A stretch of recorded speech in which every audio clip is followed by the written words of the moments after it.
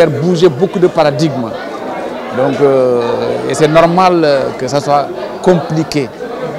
Mais, comme vous l'avez eu à le remarquer, elle a quand même été votée à l'unanimité des membres de l'Assemblée nationale, ce qui n'est pas une chose facile non plus.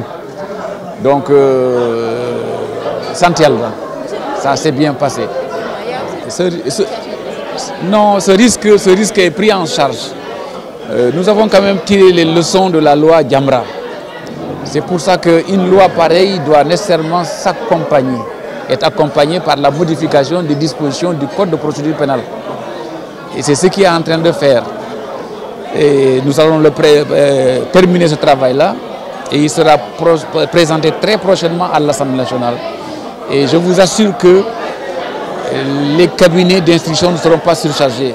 Ma mission première quand je suis arrivé dans ce département, c'était justement de désengorger les prisons.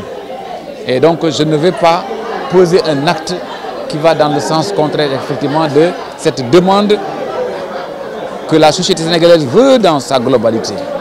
Je peux vous assurer que vous verrez que les mesures d'accompagnement qui seront amenées serviront à empêcher effectivement cette dérive-là. Les perspectives d'avenir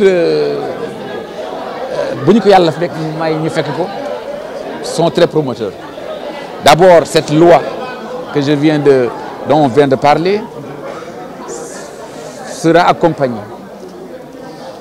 Et vous savez également que nous avons comme perspective, ayant été instruit en ce sens par le chef de l'État, de vraiment vider les tribunaux, de vider plutôt les prisons.